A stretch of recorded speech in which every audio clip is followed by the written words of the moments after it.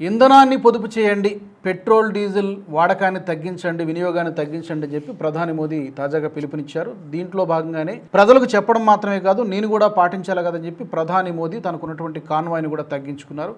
2 కార్లతో ప్రధాని మోదీ ఢిల్లీలో ప్రయాణం చేసినటువంటి విజువల్ కూడా అందరూ దేశ ప్రజలందరూ కూడా చూశారు. దీనికి సంబంధించి మాజీ chief research and analysis wing మాజీ చీఫ్ అయినటువంటి సమంత్ గోయల్ ఆందోళన వ్యక్తపరిచారు. కారణం ఏంటంటే భారత ప్రధానికి చాలా థ్రెట్ ఉంది. ఎందుకంటే ఎమర్జింగ్ కంట్రీ, డెఫినెట్గా గతంలో కూడా వార్తలు వచ్చాయి. చైనాలో కుట్ర జరిగింది, దాన్ని రష్యా ఇచ్చినటువంటి ఇంటెలిజెన్స్ ఆధారంగా, అలాగే మన ఇంటెలిజెన్స్ కూడా యాక్టివ్గా పనిచేసి ఆ కుట్రను తిప్పికొట్టగలిగారని చెప్పి వార్తలు వచ్చాయి. దీన్ని ప్రభుత్వం కన్ఫర్మ్ చేయలేదు, కానీ చైనాలో జరిగింది, ఈ హత్యకు కుట్ర జరిగిందని చెప్పి వార్తలు వచ్చాయి. ఇలాంటి నేపథ్యంలో సేఫెస్ట్ కంట్రీ అనేటువంటి భావించే అమెరికాలోనే డొనాల్డ్ ట్రంప్పై 3 సార్లు అటెంప్ట్ జరిగింది, హత్యాయత్నం జరిగింది. మరి అమెరికా లాంటి టైట్ సెక్యూరిటీ ఉన్నటువంటి కంట్రీలోనే అమెరికా అధ్యక్షుడిపైనే 3 సార్లు హత్యాయత్నం జరిగినప్పుడు భారత్తో జరిగేటువంటి అవకాశం లేదా? డెఫినెట్గా మనకు చుట్టూ శత్రువులే ఉన్నారు కాబట్టి, అటు పాకిస్తాన్ ఐఎస్ఐ నుంచి శత్రువు కావచ్చు, లేకపోతే బంగ్లాదేశ్లో కావచ్చు, చైనా నుంచి కావచ్చు, లేదా సిఏఏ హస్తం కూడా ఉండవచ్చు.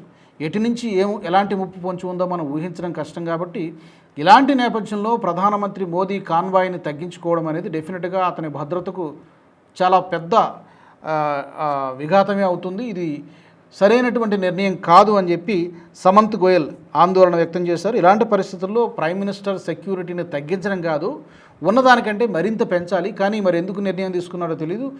ఈ నిర్ణయాన్ని మార్చుకోవాలని చెప్పి ఆయన సలహా ఇచ్చారు. సమంత్ గోయల్ ఈయన గతంలో రాకి చీఫ్గా పనిచేశారు. నిజంగా ఇది ఆలోచించాల్సినటువంటి విషయంలాగానే కనిపిస్తోంది. ప్రధాని మోదీ తీసుకున్నటువంటి నిర్ణయం ఒక కోణంలో ఆలోచించి తీసుకున్నారు. ఎందుకంటే ప్రజలకు చెప్పేటప్పుడు మనం కూడా ఫాలో కావాలి కదని చెప్పి ఆ నిర్ణయం తీసుకున్నారు. అతని బాటలోనే యోగి, అమిత్ షా, చాలామంది కేంద్ర మంత్రులు, ఇక్కడ రాష్ట్రంలో చంద్రబాబు నాయుడు గారు, ఏపీలో పవన్ కళ్యాణ్, ఇలాంటి చాలామంది ప్రధాని మోదీ మాటను ఫాలో అవుతూ వాళ్ళు కూడా తమ యొక్క కాన్వాయ్ని తగ్గించుకోవడం అంతా చేశారు.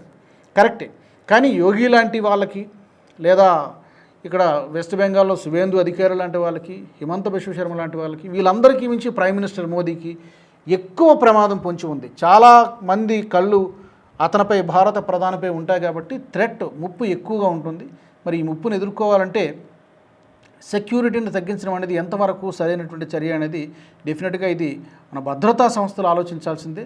బహుశా ప్రధానికి సూచిస్తే బాగుంటుందేమో, ఎందుకంటే థ్రెట్ ఉంది కాబట్టి ఆ స్థాయిలో ఈ నిర్ణయాన్ని ఏమైనా సమీక్షిస్తే బాగుంటుందేమో ఆలోచించాల్సినటువంటి అవసరం ఉంది. మరి దీనికి సంబంధించి మీ అభిప్రాయం ఏంటి?